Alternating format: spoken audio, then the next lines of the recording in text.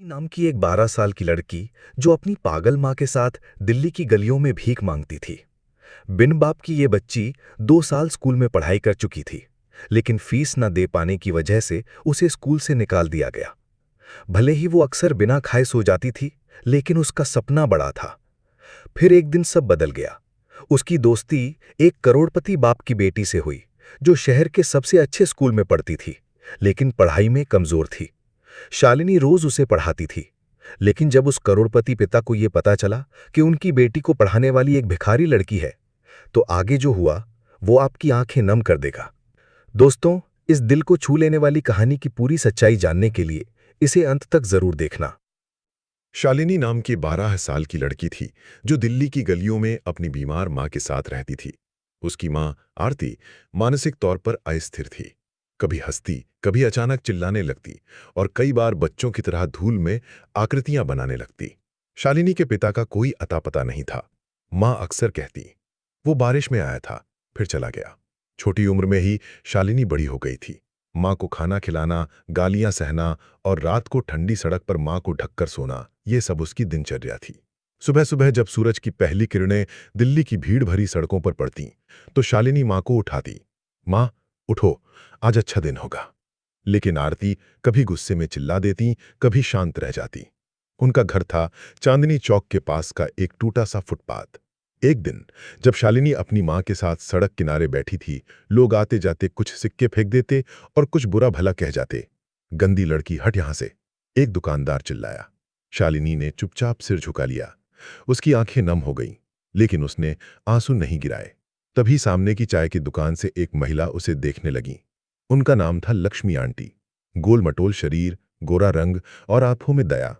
वो पास आकर बोली, बेटी, तेरा नाम क्या है? शालिनी, उसने धीमे से कहा। तेरी मां बीमार है ना? शालिनी ने सिर हिलाया। लक्ष्मी आंटी ने अपनी दुकान से पराठा और सब्जी मंगवाई। ले, खा ले, भूखी होगी। शालिनी ने हिचकिचाते हुए प्लेट ली। महीनों बाद उसे इतना अच्छा खाना मिला था। धीरे धीरे लक्ष्मी आंटी शालिनी से बातें करने लगी। एक दिन उन्होंने कहा, कल मेरी दुकान पर आना, सफाई कर देगी, बदले में खाना मिलेगा। अगले दिन शालिनी पहुंची।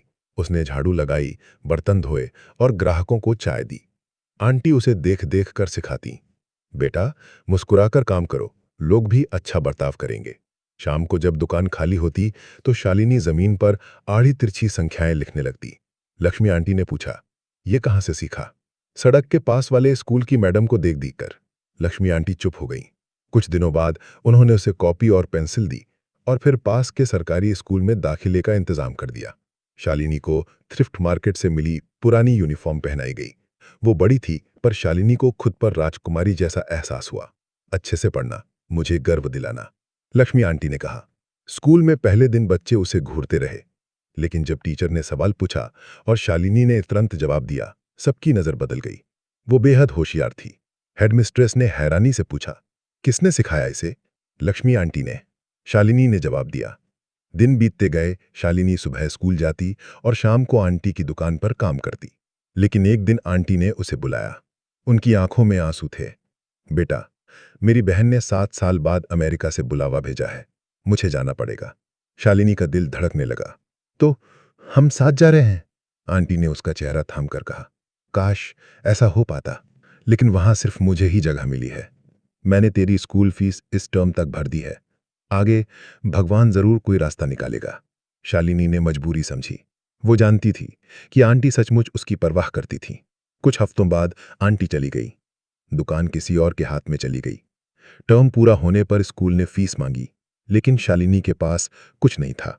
सॉरी, बिना फीस के हम तुझे नहीं रख सकते, हेडमिस्ट्रेस ने कहा। शालिनी घंटों गेट पर खड़ी रही। वो चाहती थी कि आंटी लौट आए, लेकिन कोई नहीं आया। अब पुराना फुटपाथ भी छिन चुका था। वहां एक शराबी ने कब्जा कर लिया था। शालिनी अपनी मां के साथ और जगह ढूंढती रही। मां की हालत और बिगड़ती गई। कभी खुद से बातें करती, कभी शालिनी पर बरस जाती। एक रात उसने मां को मरे कबूतर को रोटी खिलाते देखा। मां, चलो सुरक्षित जगह चलते हैं। लेकिन आरती ने उसे धक्का दे दिया। शालिनी चुपचाप पास बैठ गई। अगली सुबह उसने फिर वही बड़ी यूनिफॉर्म पहनी और स्कूल के गेट पर पहुंची। मैं पढ़ना चाहती हूं, फीस मैं दूंगी, किसी तरह, उसने हकलाते हुए कहा। कैसे? तू और तेरी माँ तो खुद खाती नहीं ठीक से। शब्द तीर की तरह लगे। शालिनी बाहर बैठी रही। दिन हफ्तों में बदले। शालिनी ने छोटे मोटे काम करके कुछ पैसे कमाए, कभी जूते पॉलिश, कभी सामान ढोना। उन पैसों से वो माँ और खुद का पेट भरती। उसकी यूनिफॉर्म अब फीकी पड़ चुकी थी, लेकिन उसकी आंखों की चमक अभी भी जिंदा थी। हर रात आंसू उसके गाल भिगोते, लेकिन दिल से वो यही कहती, एक दिन सब बदल जाएगा, बस पढ़ाई नहीं छोड़नी है। शालिनी की जिंदगी फिर से सड़कों पर लौट आई थी, लेकिन उसकी आंखों में पढ़ाई की चमक अब भी बाकी थी। हर सुबह वो माँ को संभाल कर निकलती और किसी न किसी स्कूल की दीवार के पास जाकर बैठ जाती। वो खिड़की से झांक कर बच्चों को पढ़ते देखती और मिट्टी में उंगली से वही अक्षर लिखती, ए, बी, सी। वो धीरे से दोहराती, लेकिन बच्चे उसे देखकर हंसते। देखो, पागल लड़की फिर आ गई। टीचर बाहर आई और बोली, ये स्कूल है, चैरिटी नहीं, जा यहां से। शालिनी ने हाथ जोड़कर कहा, मैम, मैं सिर्फ सुनना चाहती हूं, पढ़ना चाहती हूं। लेकिन उसे डांटकर भगा दिया गया। अगले दिन वो एक प्राइवेट स्कूल पहुंची, सिटी हाइट्स एकेडमी। दीवार ऊंची थी, लेकिन एक टूटा हिस्सा था। वो वहीं बैठकर बच्चों को टाइम टेबल दोहराते सुनने लगी। 2 दूनी 4, वो मन ही मन बोल रही थी। अचानक किसी बच्चे ने पत्थर फेंका। चुड़ैल, भाग यहां से। पत्थर उसके कंधे पर लगा, दर्द हुआ, लेकिन शालिनी नहीं हिली। अगले दिन सिक्योरिटी गार्ड ने पकड़ लिया। चोरी करने आई है क्या? नहीं सर, मैं बस पढ़ना चाहती हूं, उसने डरते डरते कहा। गार्ड ने धक्का दिया, दोबारा आई तो पीटूंगा। शालिनी लंगड़ाती हुई लौटी, लेकिन उसी रात मिट्टी में बैठकर उसने फिर गुणा भाग लिखना शुरू किया। 6 को 3 से भाग दो, 2। वो मुस्कुराई। दुनिया उसे तोड़ने की कोशिश कर रही थी, लेकिन उसका दिमाग अब भी तेज था। भूख अब असहनीय हो गई थी। शालिनी ने काम करना शुरू किया। पानी की बोतलों का ट्रे सिर पर उठाना उसके लिए कठिन था। नंगे पैर, फटी एड़ी, पसीना और बोझ। एक भी बोतल गिरी तो पैसे काट लूंगी, मामी ने चेताया। वो सड़क पर चिल्लाती, ठंडा पानी लो। लोग नजरें फेर लेते, कोई ताना मारता, छोटी पागल, हट। फिर भी वो रुकी नहीं। हर बोतल बिकने पर मन ही मन हिसाब लगाती। 5 रुपए, इससे मां को रोटी मिलेगी। दोपहर तक उसके पैर कांपने लगे। तभी एक आदमी ने उसके ट्रे में 200 रुपए रखे। जा बेटी, कुछ खा ले, उसने कहा। शालिनी की आंखें चमक उठी, लेकिन कुछ ही पल बाद एक लड़का पैसे छीनकर भाग गया। शालिनी पीछे दौड़ी, मगर वो भीड़ में गुम हो गया। वो नाले के पास बैठकर रोई। शाम को वो मां के पास पहुंची। देखो मां, रोटी लाई हूं, उसने मुस्कुराते हुए कहा। आरती ने उलझी नजरों से देखा। तू कौन? तू तो काला परी है। शालिनी ने उसका हाथ पकड़कर कहा, नहीं मां, मैं शालिनी हूं, तेरी बेटी। लेकिन आरती हंस पड़ी। मेरी बेटी तो तारा है, तेल में डूब गई। शालिनी ने उसे चुप कराकर रोटी खिलाई, खुद भूखी सो गई।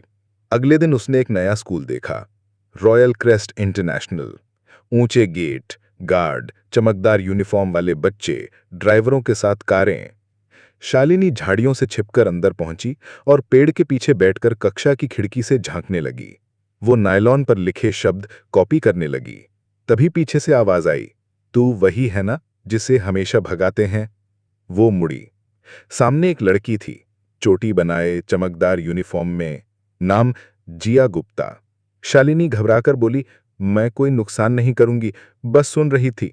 जिया ने पूछा, क्यों? क्योंकि मैं पढ़ना चाहती हूं, शालिनी ने कहा। जिया चुप हो गई, फिर बोली, क्या तुम मुझे पढ़ा सकती हो? शालिनी ने किताब उठाई और समझाने लगी। कुछ ही मिनट में जिया ने सवाल हल कर लिया। वाह, मैं समझ गई। उस दिन से दोनों के बीच अनोखा रिश्ता बन गया। बेल बजी। जिया ने कहा, कल फिर आएगी?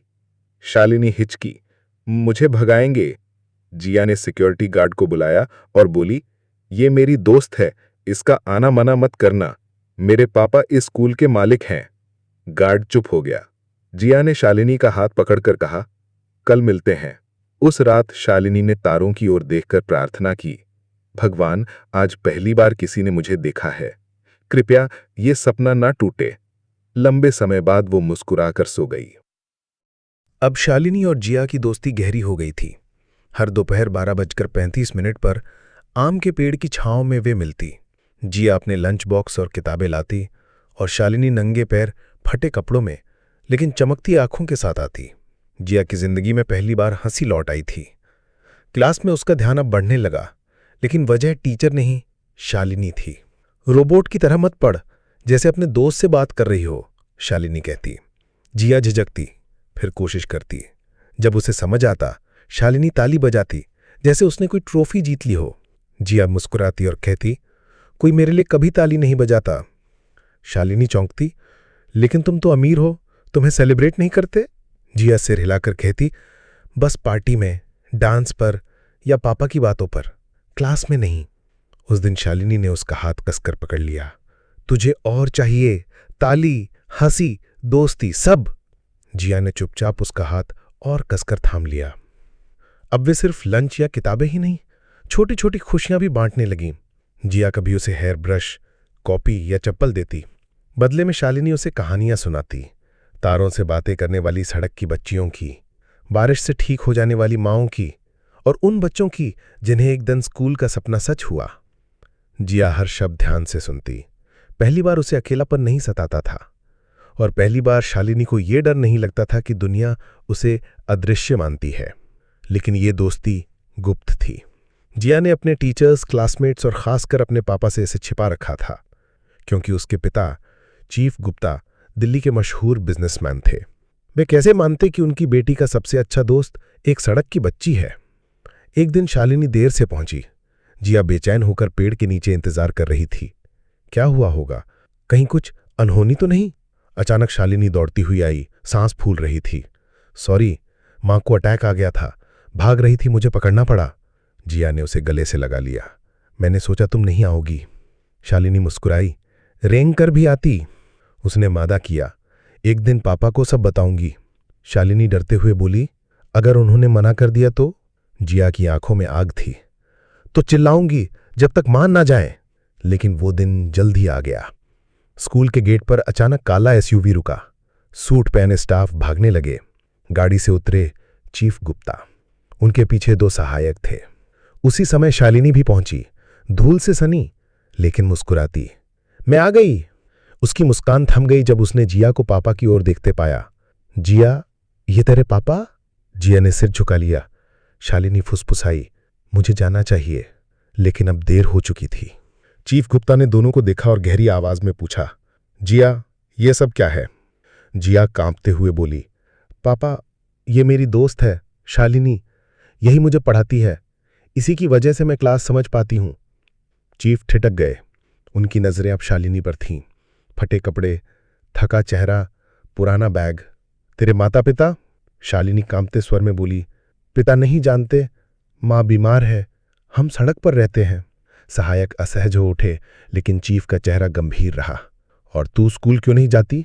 फीस देने वाला कोई नहीं। जिया ने उसका हाथ कसकर थाम लिया। प्लीज पापा, प्रॉमिस कीजिए, इसे मत भगाइए। चीफ ने दोनों को देखा।